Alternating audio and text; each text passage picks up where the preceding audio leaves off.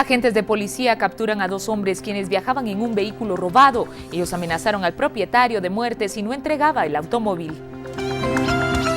Y 3 supuestos extorsionistas son detenidos en la calzada Aguilar Batres. Al parecer, exigían 10.500 quetzales a propietarios de buses urbanos. En esta emisión repasamos los hechos políticos más relevantes de este 2014 con nuestro equipo de periodistas en una nueva entrega de Panorama Político. En el programa A Fondo investigamos la importancia y los desafíos del anillo regional metropolitano, cuyo valor asciende a 400 millones de quetzales.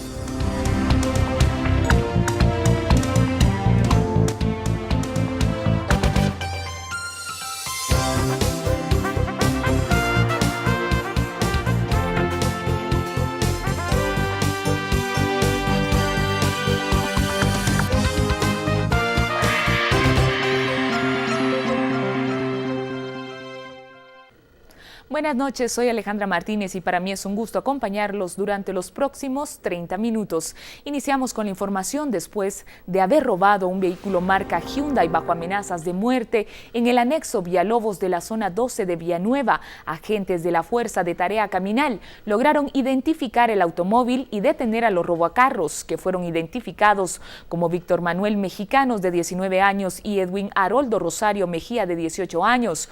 Los detenidos llevaban una pistola calibre 9 milímetros y un cargador con 15 cartuchos.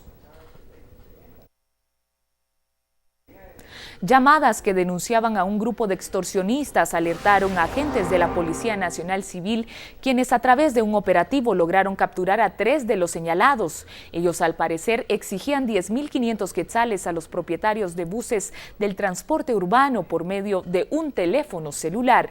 Los detenidos son Ana Liliana de León, Melanie Rojas y Aníbal Temal. Las detenciones se produjeron en la calzada Raúl Aguilar Batres en la zona 11 frente a un centro comercial. A ellos se les incautó un paquete que simulaba dinero y 3 teléfonos móviles.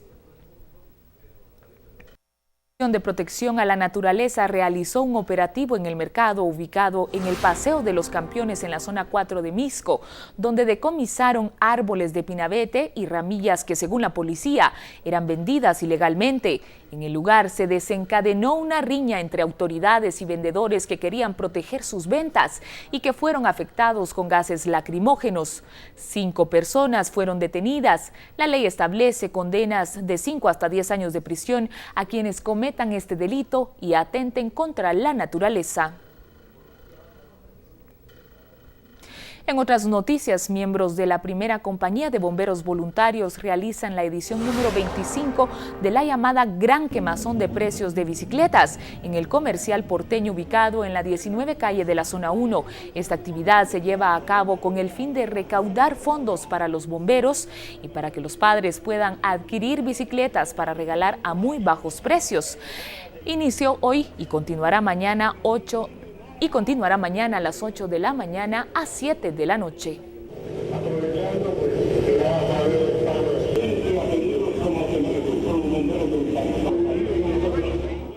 Esta semana el equipo de Panorama Político hizo un balance sobre los principales eventos políticos de la vida nacional.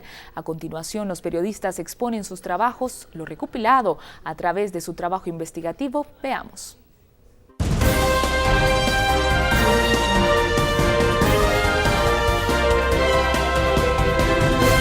Buenas noches, gracias por permitirnos ingresar a sus hogares con este espacio de Panorama Político de Noticiero Guatevisión.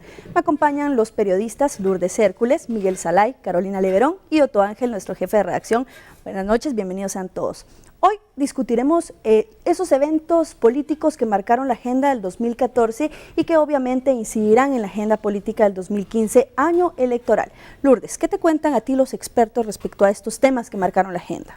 Los temas que marcaron la agenda del 2014, definitivamente la suspensión de los 11 partidos políticos por parte del Tribunal Supremo Electoral por campaña anticipada, que si bien fue revocada antes de los 6 meses que se habían estipulado, tuvo efectos notorios en tema de campaña anticipada y que al final creo que es algo que la población pues también lo percibe y al final agradece. Luego se volvió a suspender al Partido Patriota, pero algo que no se había dado antes, la cancelación de Roxana Valdetti como secretaria general del partido. También está el tema de la niñez migrante, que sin duda abarcó bastante de la agenda del Ejecutivo. Luego, otro importante, el tema de la sequía. Recuerdo perfectamente cuando en junio entrevisté al ministro de Agricultura y me dice: la sequía no va a tener efectos en Guatemala. 3 meses después, estado de calamidad por sequía, y al final resultó ser el gran desajustador del presupuesto. Y uno último, pero no menos importante, el tema de la elección de fiscal general, magistrados y ahora Contralor General de Cuentas. Precisamente en ese tema de la justicia, también vimos cómo nuevamente se vuelve polémico el asunto de la CICIG, si continúa o no. Carolina, ¿cómo estuvo este asunto con la Comisión Internacional contra la Impunidad en Guatemala? Así es, Gladys. 7 años después de que la CICIG esté instalada en nuestro país, mis fuentes me han indicado que la impunidad de nuestro país se mantiene y que la justicia aún no está en la capacidad de caminar sola. Esto en medio de que se da la intención de que se concluya en definitivo el periodo de la CICIG en Guatemala y este no se amplíe. En 9 meses le quedan a la CICIG en el país y con ello coincidentemente saldrá mientras los guatemaltecos acudan a las urnas a la primera vuelta electoral. Aquí se da una polémica porque la CICIG ha anunciado que va a investigar el financiamiento ilícito de los partidos políticos y pues esto sin duda alguna asusta a algunas agrupaciones políticas que se mantienen reanuentes o no quieren que la CICIG se mantenga en el país. ¿Cuántas son las investigaciones que están vigentes actualmente de la comisión? Sí, Gladys, claro. Una fuente me ha indicado que son por lo menos 25 investigaciones que la CICIG encaminará a el proceso de financiamiento ilícito. Muchas gracias, Carolina. Miguel, ya escuchando estos panoramas que nos hablan las compañeras acá, ¿qué te dicen a ti tus fuentes? Porque 2015 es un año pues sumamente duro en cuanto a carga política debido a que es un año electoral. Sí, obviamente sin duda habrá mucha actividad en varios planos y trataré de resumirlo en poco tiempo. Y una de ellas es la elección general para el 2015. Prevén una actividad electoral violenta, conflictiva, debido a la injerencia del capital del narcotráfico en algunas campañas políticas. Eso en el tema electoral. En el tema legislativo se mantendrán los poderes como se han mantenido hasta ahora. Obviamente las bancadas minoritarias intentarán acoplarse a estas dos grandes bancadas o buscarán perpetuarse en sus curules para tener una parte de decisión y por lo tanto de poder. En el tema económico se prevé a principio de año pues algunos problemas en cuanto a que el Ejecutivo ha dispuesto a estos nuevos impuestos con el sector empresarial y sobre todo habrá mucha fiscalización en cuanto al gasto público. ¿Cómo estará esta relación con el sector empresarial, por ejemplo, para el próximo año? Sí, se prevé eso, se prevé que habrán algunas diferencias, pero según analistas será solo al principio del año y luego pues ya se irán regulando conforme se vayan negociando los impuestos que ha interpuesto el Ejecutivo. Gracias, Miguel. Otto Ángel, ¿qué sucedió en 2014? Cuéntanos ese análisis. A ver, pasaron 2 cosas relevantes en este 2014 que de alguna manera están ligadas, ¿verdad?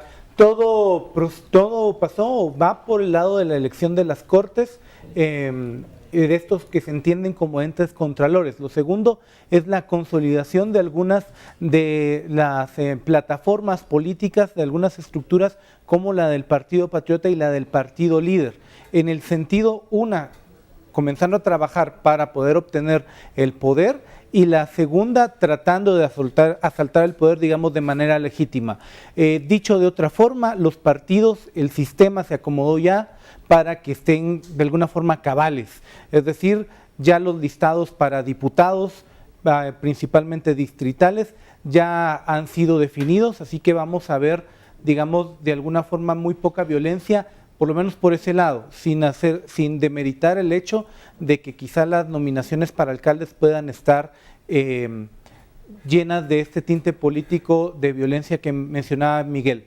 En términos prácticos, al final pasaron muchas cosas, pero tuvieron que relacionarse al final de cuentas en estas 2 vertientes, la elección de Cortes, que ha sido muy cuestionada, y la consolidación de esta alianza política entre estos 2 partidos, que tuvo sus encuentros en las elecciones de Corte Suprema de Justicia y la de Contralor General de Cuentas de la Nación, que probablemente vamos a ver de nuevo una elección entre rojos y naranjas. ¿Podríamos decir que fue un año tranquilo políticamente?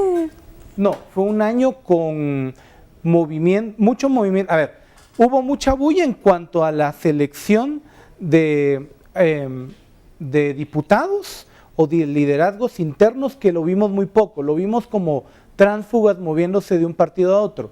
Eso tal vez fue muy de bajo perfil. Hubo mucha bulla por el lado del Tribunal Supremo Electoral, al final de cuentas.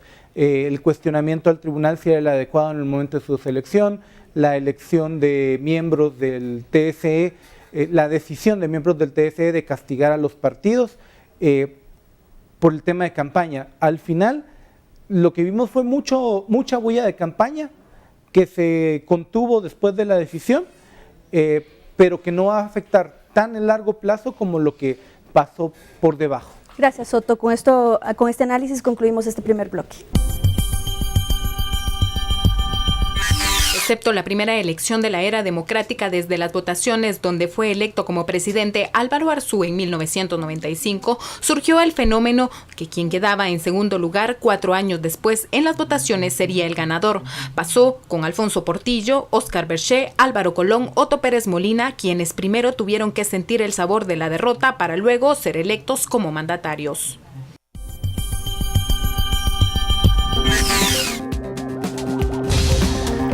¿Qué es lo que los guatemaltecos esperan para el año 2015 de parte de quienes dirigen la nación? Descúbralo con nosotros en instantes.